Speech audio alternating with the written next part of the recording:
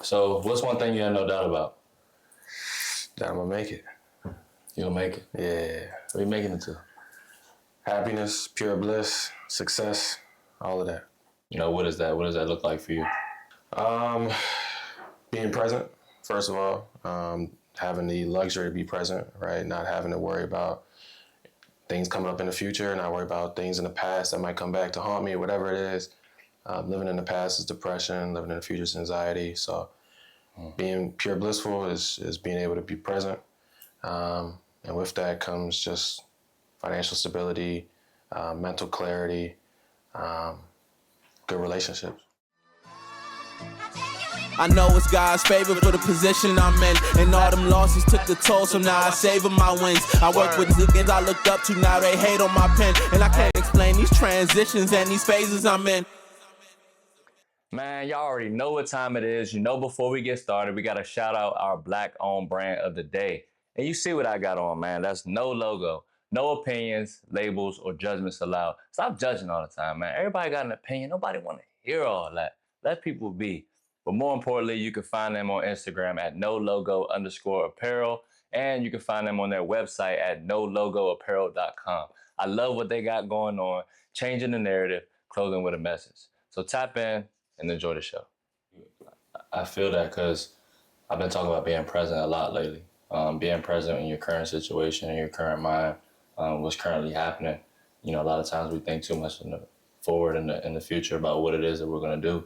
But that's amazing that you kind of realize that for yourself and be able to live through that, to be, you know, find that happiness, to find that peace.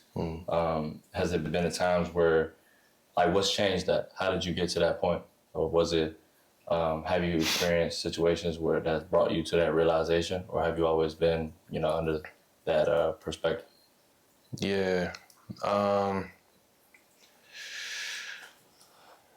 think growing up, there's been a lot of times where I've always been naturally just cool, like happy, like never had anything really to worry about too much.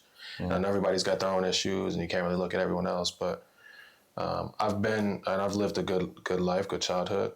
But I will say growing up, trying to figure out who the hell I was, I think has led me to become a much happier person. So for example, growing up, private school, trying to figure out where I fit in, right? And I had friends. I'm the minority. I was one of a few black kids in a majority white school, whatever. And I fit in for sure. It's not like I was just like all by myself, whatever. I had a friend group. I was cool with a lot of people. But at the same time, the connections could only go but so far. Because I always felt like I was too white for the black kids, too black for the white kids. And it's just like this level of uncertainty or insecurity in who I was. And eventually, you know, some circumstances of figuring out who I was, I think has led me to understand what it takes for me to be happy. And I feel like I'm definitely secure in that, strong in that. So you feel like right now you understand who Michael Ward is? Like you have a deep understanding of that? Yeah. And so talk about that, like your childhood, you know, a little bit more about your family, your upbringing, your dynamic in the household. I have two older sisters, 7 years older, 11 years older. So for the early childhood, the ones I can't really remember, they were in the house. They were pretty much out the house for the childhood that I can remember, in college and out of state, living out of state. So I was virtually an only child, but I had sisters I can call on. Parents were your traditional black household. They both worked, but mom always made sure to put food on the table for him. He provided, looking out, that whole thing. So that was my family dynamic. Very loving household, very traditional household. So how did you end up at a predominantly white school, like white high school, to get to that point? I mean, because where are you from? You from the Baltimore area, right? Baltimore area, Woodstock, which is like, it's Baltimore County, but it teeters at Howard County line too. Okay. Teeters. Yeah. From Woodstock, y'all see that? Yep. But so, you know, how did you end up? You went to St. Paul's, right? Yeah. So I went there in third grade, private school my whole life. My older sister, public school her whole life. Middle one, half public, half private. And then me, I got private. So it just got different as time progressed. So that's kind of my journey with that. Yeah. And so we can kind of assume, you know, what that means is too white for the black kids or too black for the white kids. But what did that really mean for you in that school specifically? Because I heard you say, you know, the relationships and certain things can only go but so far. What exactly does that mean? Surface level conversation is simple. You chat about whatever's in front of you. And then you could talk about some things in the future as well, whatever. But when it comes down to interests, it's only but so far I could take it and be authentic, right? Like it, for the white kids, like cool, I was cool with them. Again, I have no problem mingling, talking, whatever. Black kids, same thing at that school. But it got to a point my dad literally took me off of a basketball team in the county, put me on a team literally in the city. And he didn't tell me that in the moment. He told me that years later. He was like, nah, I needed you to toughen up. He was there every practice, whatever, but that was definitely like, I understood why. Like he explained it to me, like as he was going through it, he explained it to me like in hindsight as well. Yeah. So I get it for sure, but it definitely accentuated the differences. Yeah. You know, that I had for that. Yeah. So, you know, you're talking about, you know, taking you off the county team and, you know, playing basketball, right? Like you know, in my opinion, you're a exceptional athlete. We played against each other in high school and then eventually ended up playing with each other in college. That dynamic, right? Like you know, I went to a predominantly white high school as well, and obviously college. So that dynamic of you not knowing yourself in the high school and you being an athlete and you being a minority, like how does that play on your mental? How did that translate for you during that time? And did it or did it not affect you being an athlete? It didn't affect me being an athlete. But I will say there was a struggle figuring out like who I was at first for a good portion of high school. However, I will say I started to notice a few things where it was like me being authentic had this level of magnetism. And I think it's the same thing for everyone, where it's like authenticity has like this certain frequency, this certain energy where it's like things will start to click the way it's supposed to. Right. And basketball, like I was cool at basketball, star athlete, whatever. But I didn't, like I said, the relationships with my teammates was cool. Hung out with them, everything was cool. The relationship only goes but so far. Like I'm not hanging out with them after school. Different interests, right? And my interests aligned. Then I did the choir. Then I did musical theater, right? No other basketball players doing that. And from that, you get, you know, judged, whatever, made fun of, cool. But that's the authenticity I'm talking about, where it's like, nah, I'm trying to do this. Yeah. And it ended up being where it's like, no athletes were in choir until I started doing choir. Then 2 years later, we had more. Then a year later, we had more. Now, choir's it's diverse. It's filled with athletes. Same thing with musical theater.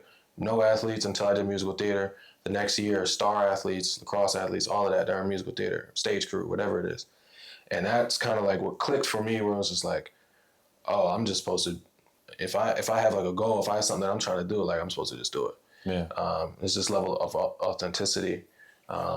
Same thing with the public speaking, where it's just like we all have to graduate and do a senior speech in order to graduate. Yeah.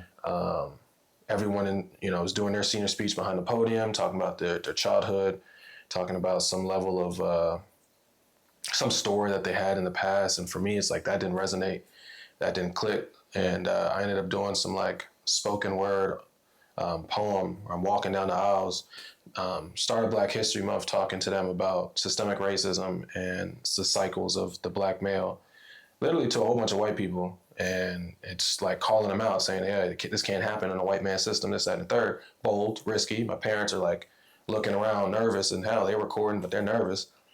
Ended up I've got hella emails, and they chose me to be the speaker for graduation. It's just like, oh, me being authentic is leading me to be, and then I realized, okay, I like speaking. And then that, domino effect. Yeah. So all in all, no, didn't affect me with basketball, but it helped me learn that, I got to be secure in who I am. Yeah, I think that's big, especially in this time. You know, it's this thing like being too cool for school. And like when you said you were in the choir, like we were forced, we had to take music class, but like you chose to do choir and do theater. You know, I was even asked to be a part of a theater production. It was a play, all black play called Fences.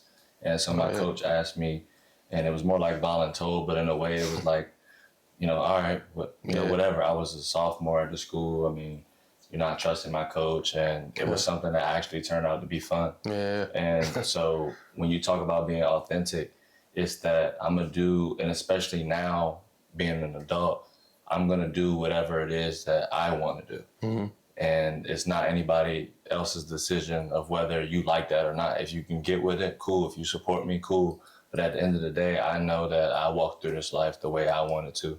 And I think that that's something that definitely a lot of, you know, kids and teenagers struggle with, because you want to fit in. Most people want to fit in. Yeah. And I think at that age too, it's just like, you don't have that many experiences as a kid, right? So you're still trying to figure out who you are because you haven't had enough experiences to tell you who you are. Not enough trauma and trials, tribulations, whatever, to cement who you are. Right. But the older you get, the more stuff you go through, I feel like it's easier to say that. Do you feel like you being a star athlete made you feel comfortable enough to, if you had to do that and consider it like taking an L, like, so what? I did choir, I did music, but you see me, I just dropped 30 the other night. So like, how do you really feel? Yeah. You know what I'm saying? Like, did that give you the extra confidence Probably. to be authentically yourself? Yeah, I probably would have done it regardless, but I just would have been put in a separate group, you know? Like, I probably would have just been one of the geek, nerdy, weird, alternative kids, you know what I'm saying? But because I did basketball, it was just like, well, I mean, you kind of have to take them out of that a little bit, you know? But yeah, it definitely gave me a little bit of you know, courage to step out. So how about college? Like, did anything change for you in college, right? Obviously, you left for PWI, high school, then you transitioned right into college. Like, did anything change for you mentally, how you felt about yourself, how you felt about the world, how you felt, you know, how you were going to make that transition into adulthood, you know, post-college? Like, did you have the same mentality that you were, you know, had in high school? Like, you were still continuously trying to figure yourself out? No, I mean, I'm definitely figuring myself out in different ways as far as like race and that identity. No, not really. Just gravitated towards people who made me feel straight, like made me feel all right. You know what I'm saying? But as far as like learning myself, it was just the regular college stuff, where it's like you got to figure out how you deal with certain situations, how you are in certain environments. When there's challenges, like, do you rise to the occasion? Definitely learned that I deal better with pressure, with my back against the wall. Definitely learned that I do better when I'm hated on. I'm fueled by hate. Those are two big things I learned in college for sure. As far as the racial identity and that, I feel like high school kind of stamped that. Yeah. And did you, I mean, you're a Kappa now, right? Have been for a little while, crossing college. Was that something that was always on your mind? Like, did you know about that at a young age? Like, did you, you know what I'm saying? Like, you went to, obviously you grew up in a Black household, and we know a lot of people who tend to, I guess, gravitate to their environment. Like, to your point, like, too white for the Black kids, or too Black for the white kids. So you battle with that, but, you know, with that sense of justification for yourself and who you are, did you always know that you wanted to join the Divine Nine and a Black fraternity? No, I didn't know that I wanted to join it. I didn't think about it. I'll say that. My dad's a Newt, mom's a Delta, my sister's Delta. Cousins are Deltas, aunts Deltas, some cousins, uncles, Sigmas, that whole thing. So Greek is in the family. So I definitely knew that. But I wasn't thinking about it until I got to college and I seen it, and I was like, oh, okay. And I was like, at that moment, I was like, yeah, I got to do it. Yeah. And there's really only one option for me. Couldn't come home any other way, huh? Yeah. Yeah, so you end up graduating from Salisbury, right? What was your major? Finance. Finance. And so, what do you do for a living now? How do you provide for yourself? Finance analyst. Okay. I have a remote cleaning company with my sisters. Okay. And referee as well on the Referee. side. Yeah. Some intramural, some young people. So varsity, JV, all of that. Okay. Montgomery County area, PG area. Oh, wait.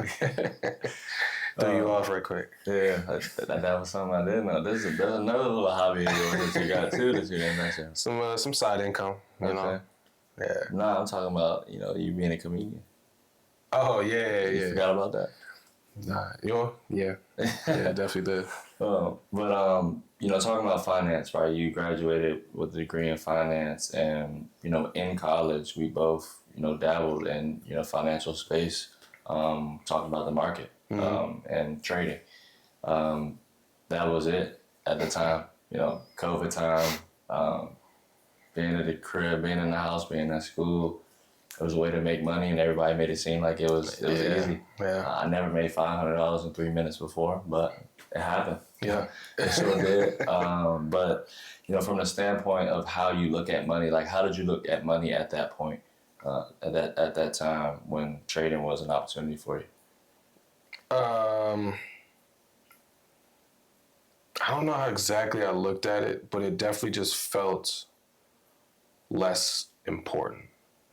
Because it could come so quickly, it could go so quickly. It just felt like it was just this energy that kind of just flowed around you, right? And it's like you could grasp it if you needed it.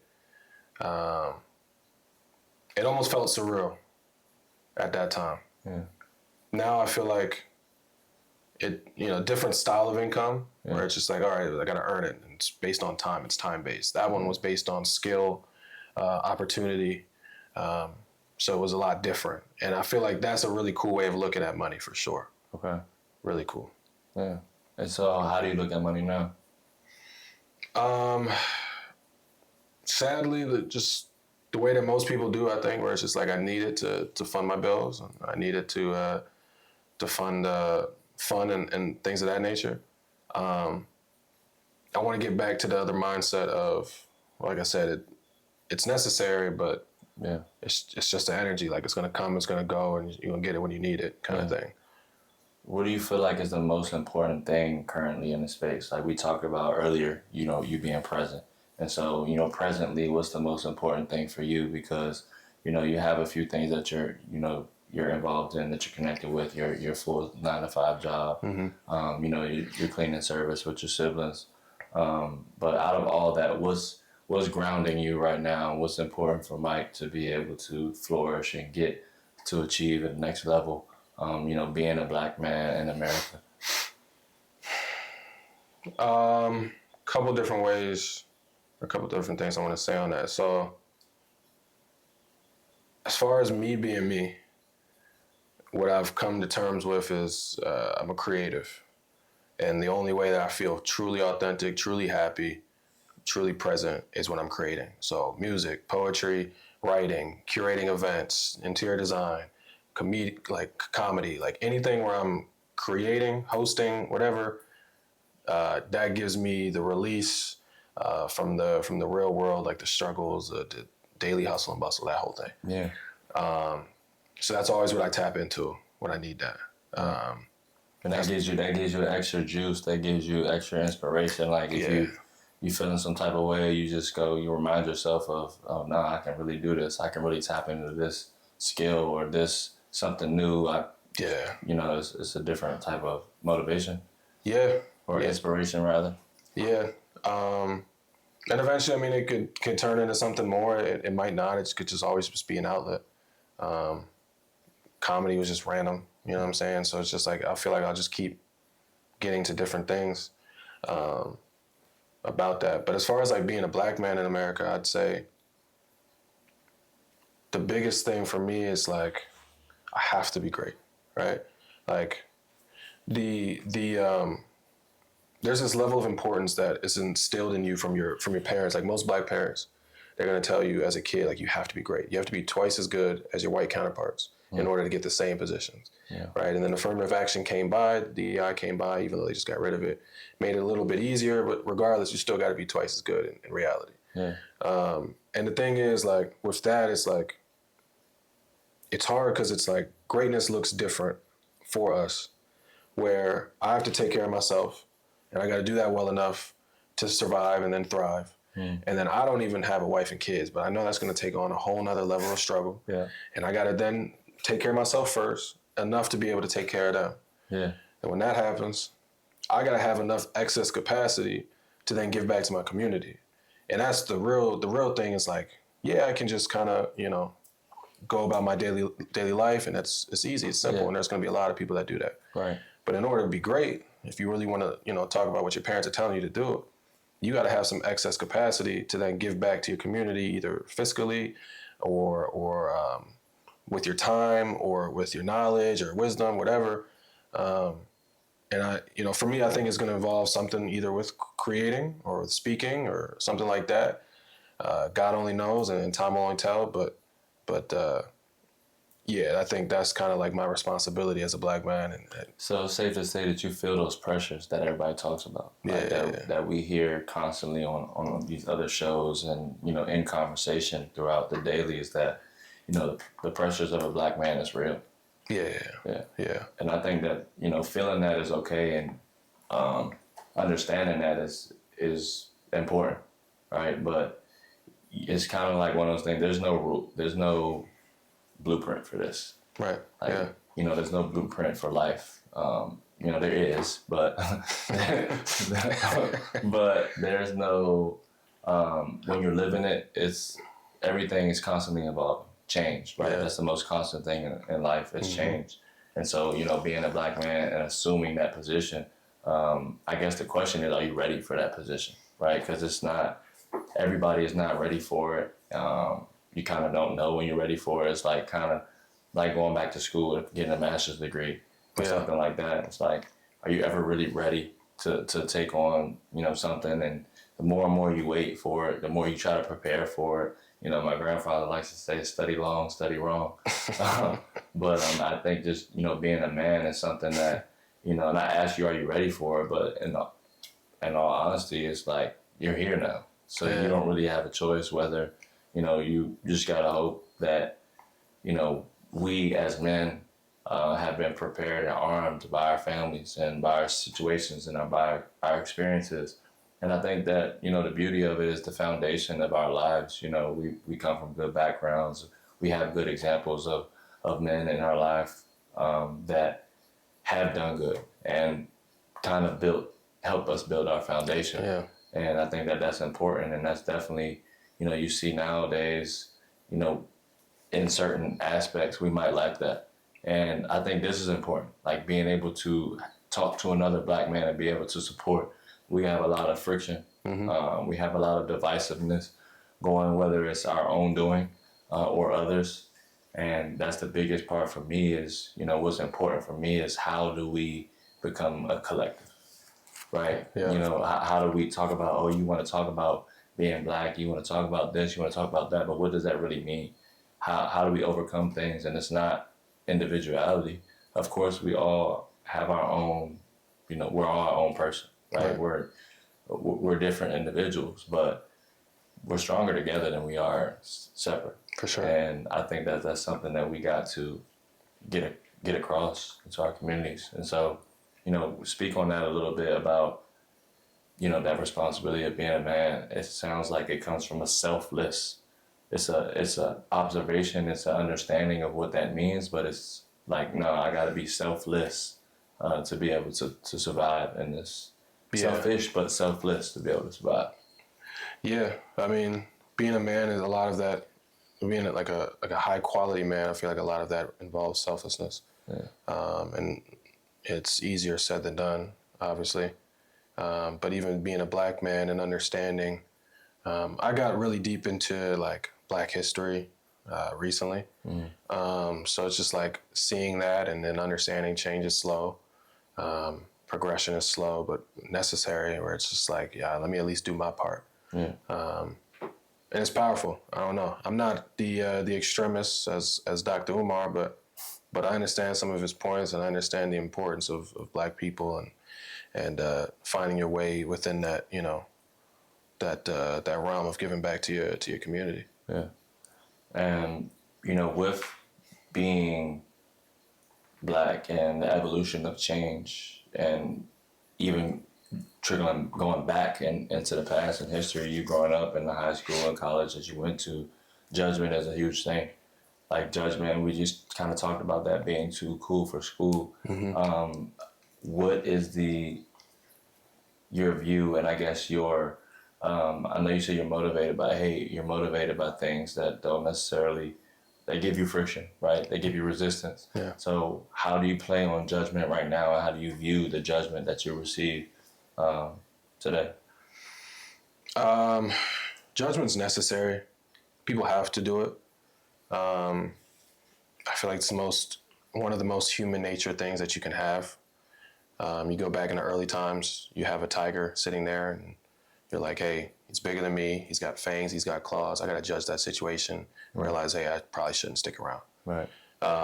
So it's embedded in us since then. And even though we don't have a lot of those situations now, Yeah. it's evolved to look like just regular day to day. Like people have different criteria for what they judge by. So like we sit here and trying to figure out who the GOAT is for basketball. It's LeBron or Mike, right? And people are judging Bron, well, he doesn't have enough wins. And that's their criteria, that's their level. But they're gonna judge, they're just gonna judge to their criteria, what they believe. Another person, their criteria is the fact that he's switched too many teams. He didn't do it with one team. It's like, all right, well, that's their level, their criteria, whatever. Whether it's a good basis or a solid basis in your opinion or not, everyone has, you know, their level of judging, and then you'll see oftentimes people are going to move the goalposts, where it's like, well, he's not a good scorer, then he breaks the record. Well, he didn't score it the way that I wanted it, so they're going to keep moving that, and there's no satisfaction with milestones. Literally, so it's you're going to see the other people where it's just this dedication to judging. So at some point it gets to the point where it's like, accept it, because you can't just be upset that people are judging. Like they have to judge. Like it's a part of us. Yeah.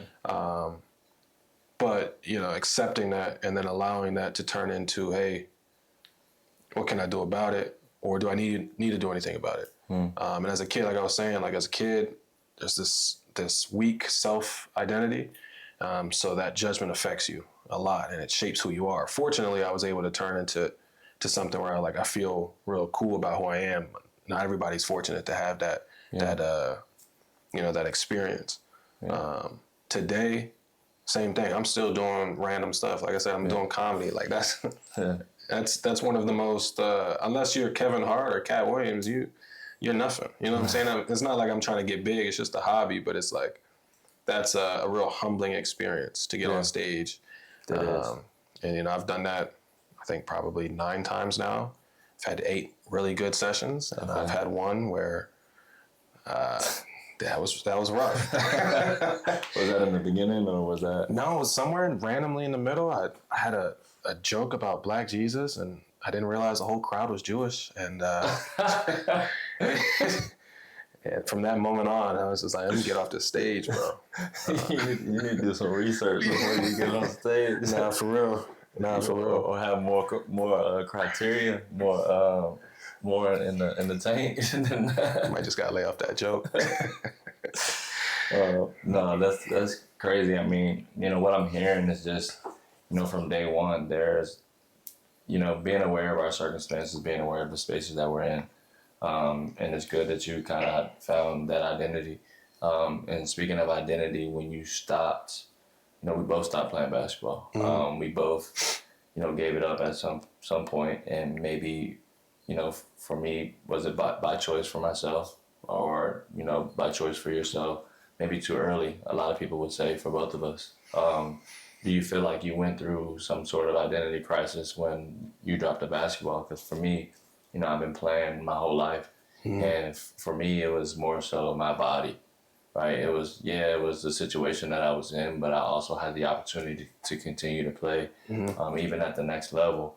But for me, I made the decisions like, look, my body's talking to me. It's time to go make some money, and it's time to do it right now. You have the opportunity to do so.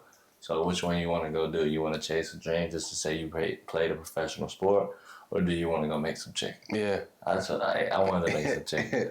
But as athletes, we as athletes, I say we, the collective community, like can struggle with identity crisis, being and playing, our whole lives. So, first of all, before we get into that, like, how do you perceive yourself as an athlete or as an ex-athlete? I see it as a success. The similar to what you were saying earlier was like, did being a basketball player give you a little more courage to then go out and step out and do all the other stuff? Yeah. Similar with like my career at Salisbury, like it allowed me to feel like I've accomplished what I wanted to.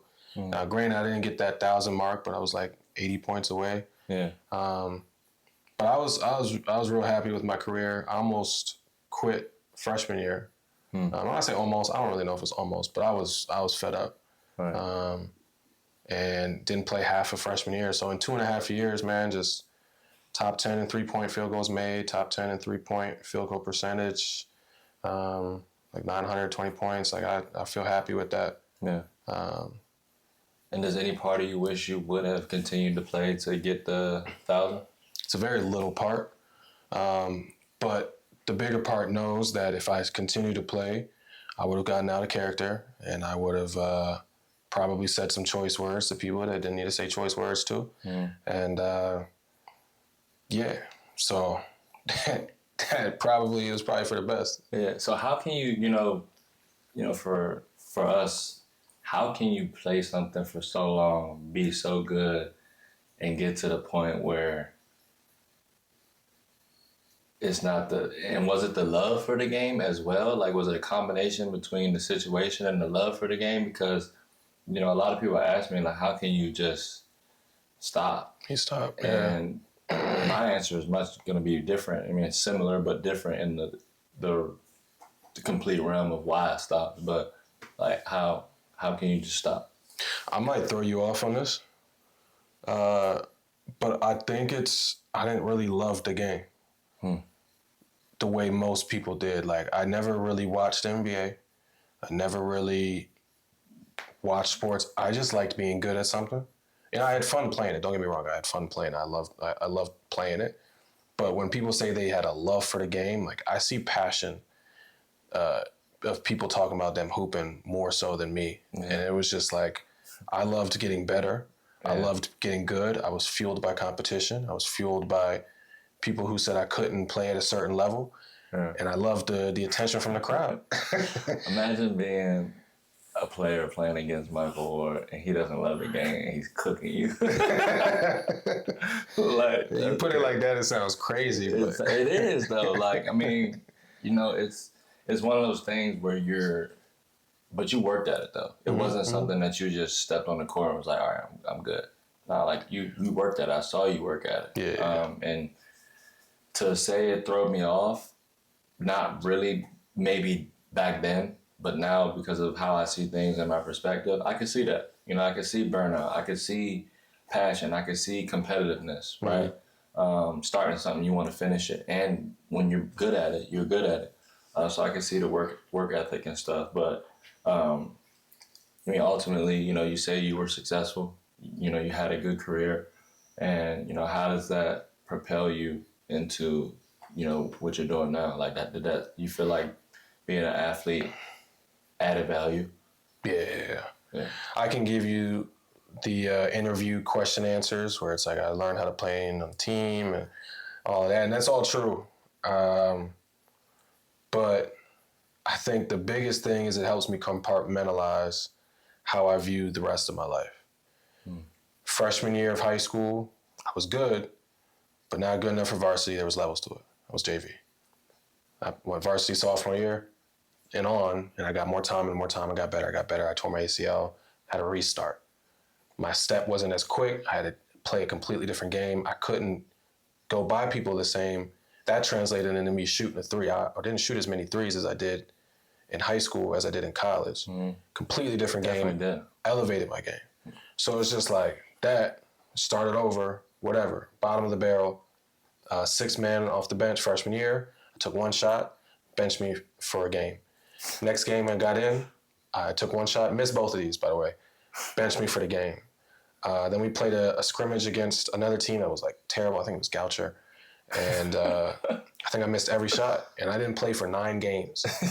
9 games, that's half the season. And but every game after that, I was just literally shooting for like an hour and a half, 2 hours, just shooting by myself in the gym. I'm thinking nobody's there. Apparently he's watching. He finally gives me the opportunity. I play well. He has a speech saying he was working his butt off, blah, blah, blah. I seen it. And finished the season actually getting some time, and then the rest is history. But from there, it's just like, it helps me compartmentalize. Okay, right now I'm back. I'm a freshman. I'm good. I'm making good money, but it's not where I need to be. And this is the compartmentalization of where I'm at, where it's like, all right, 20s, like, I'm going to be present. I'm going to enjoy this. I'm going to have the balance. But it's like, this is where I'm at. I'm not going to rush it. I'm going to be patient. I'm going to be disciplined. I'm going to keep working. And then eventually I'm going to get to that breakout year, whatever that is. So I think that's the most important thing I've taken from it. That's crazy. I need a moment. I need a moment for this. Because not really, because I haven't thought about it, and maybe I have, but to hear somebody actually vocalize and verbalize, that specific way and how you see it from that particular perspective, because it's so true. It's kind of almost like the top of a mountain is the bottom of another one, and so you reach the top of the mountain, graduated high school, playing in college, graduated college, get a job, entrepreneurship endeavors. And like we talked about, that change thing, forever constant. It's the most constant thing in our life. But to embrace that, to take basketball and put that to the forefront and say, yeah, it taught me that I'm going to have to maybe not even start from scratch, but continue to build off my foundation when I have a bump in the road, when I have an injury, when I have a coach that's not believing in what I'm doing. How do I continue to get better? And it sounds like, and from my experience, you never let those things just stop you. You almost did. You could have stopped shooting an hour and a half, 2 hours after practice freshman year. But ultimately, from hearing your story, that was your breaking point. Yeah. Because ultimately that set the foundation for everything after that. Everything after that was just one after another. And I heard Myron Golden say, we both stopped playing. And Myron Golden was like, people say, winners never quit. And it's like, that is such a false reality, because winners do quit. Yeah. Winners quit. They quit stuff that they don't like doing anymore. Yep. Or things that don't serve them anymore. And, I don't really take it from a perspective of we quit, but we stopped doing something that didn't serve us anymore. There was another opportunity at that point that was going to help evolve and elevate our lives. And, that's just a testament to those that are able to take certain situations in their life to be able to learn from them and understand that, hey, that was just the end of the last chapter. Yeah. We on to another one. Yeah. And so, life is beautiful in that way, to where it gives us opportunities. It gives us perspective. It gives us experience to be able to make decisions for ourselves. And, the way I kind of see it is like, we can never fail. The only way we can fail is if we stop. If we stop. And I mean stop by just burn out and just not do anything. There's highs and lows. There's ebbs and flows. There's that, was it EKG? Is that what the heart? Yeah.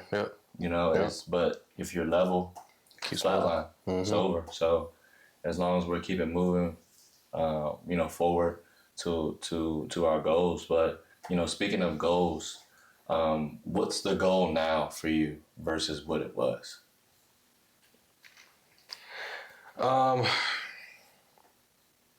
Overall specific. I mean, you can get micro, you can get macro, however you want. I'll say I pretty much touched on the main goal, which is happiness. Yeah. But there's got to be this level of balance where it's like, yeah, I can put all my energy into just getting by at work and doing whatever, and then being happy right now. But again, that's not going to prepare myself for that family and giving back to the community. Yeah. So there's got to be some sort of level of greatness within that balance. Balance just feels too stagnant. And I don't necessarily have the luxury to be stagnant at the moment. So there's going to be some level of, again, happiness present whatever. And there's a financial goal that I have in mind. And it used to be, and I can say this now because it's no longer the goal, but it used to be $100 million in assets. And it was supposed to be scarily unrealistic. Yeah. And I still want to do it. And that was kind of the goal, and that was like the purpose for that. Was there an age? No, it's just when it happened, it happened. Okay. Now, nowhere near that. But what I did was, I got a picture of the house that I wanted, and it's not a crazy house. Mapped out how much it cost, what's the mortgage, put that on there. How much I want to budget for Roth, 401k, my regular brokerage contributions, how much I want to budget for gifts for family, how much I want to budget for saving and fun and food and all that. In an ideal world, for the car that I want, everything. And this is for the long haul. This is Or 10 years. within the 5 to 10 years. Yeah, okay. within that range. And I put it all together, and then I figured out what the before tax number was, and I looked at it and I was like, it's a good amount of money, but it's not as much as you think. And it was just like this level of greed that I had with the 100 million, where I didn't even really want that. Like, there was no drive behind wanting that. This is like an actual lifestyle that I really want to live, where I can say like, hey, I'm good. And I don't want to say the number just off the fact that anytime I feel like I put something out there, or people in general put something out there, there's like energies that come towards it. And I mention that a lot. I'm big on energy, but like I feel like there's some energies that come towards it where it's like it makes it almost intangible at that point. But yeah, it's on a piece of paper. It's folded up multiple times in a lockbox in my room. But yeah, so that's my goal. That I feel like it's going to give me the security to then reach a point where I can start giving back and doing more. How do you make yourself uncomfortable, right? Because being uncomfortable forces growth. And so what are the things that you're doing right now to make yourself uncomfortable for you to get to that, achieve that number? And then is that number, you'll just be satisfied at that number? Or is it something that like, I want to shoot for the stars and land in the clouds? I'll answer that first, and then I'll do the uncomfortable. The reason I say I changed it from 100 million is because the mindset you have to be in to reach $100 million in assets is a mindset where it's never enough. All of those people who have that much wealth, or I'm pretty sure all of those people who have that much wealth, have this wiring in their brain where it's like, okay, I reached this level, I gotta go harder. I gotta go higher. I gotta go more and more and more and more. And there's never a level of enough, and they always seem to be miserable on the low. Have everything, but they're miserable because they always want more. The number that I have, I feel like it's gonna put me at a level where it's like I'm happy, I'm comfortable, I'm stable, I'm saving, I'm preparing for the future, I'm preparing for emergencies, I'm good. And I mean, more would be nice, right? Putting away for the kids and et cetera. But at that point, it's just like I'm straight there. As far as uncomfortability, the biggest thing that I'm proud of to date is my ability to be uncomfortable. And the thing that I have to prove that for is I'm a naturally really, really, really reserved person, like really shy. And part of musical theater, part of the choir, part of speeches was not because it was just a natural thing. Like, yeah, like creative aspects of life, but I'm shy. Like I'm really like a really reserved person. It was a muscle that I was building, and I didn't really look at it that way, but in hindsight, like that's what it was. It was a muscle that I was constantly building because I was constantly uncomfortable. I was constantly pushing my boundaries of what I felt okay and comfortable doing, to the point where it's like now people, I tell them I'm shy. They're like, bro, stop lying. Yeah. And I've said that multiple times, and it's like, you're not shy. Right. And I guess maybe not technically anymore. Maybe technically it's a different word for it or whatever, but that's probably the biggest thing that I'm actually proud of. I think that's the furthest or the most growth that I've seen. So now it's continuing to stay in that. Comedy, while I wanted to do it, that's uncomfortable. The business and any situation where, again, I'm going against the grain, it's uncomfortable. But I do it anyway because I understand it's that muscle. You stop working out, your muscles get smaller. It might hold for a little bit, but you got to keep exercising it. So a little bit of everything for that. And with all that being said, like, how do you plan to build, create, and inspire in your own right?